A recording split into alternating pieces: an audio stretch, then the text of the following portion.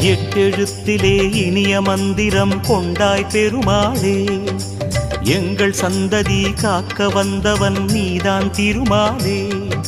கஷ்டம் நீக்கிடும் கருணை தெய்வமே கலியுக பெருமாளே, காலம் காலமாய் காவல் தந்திடும் கோகுல திருமாலே.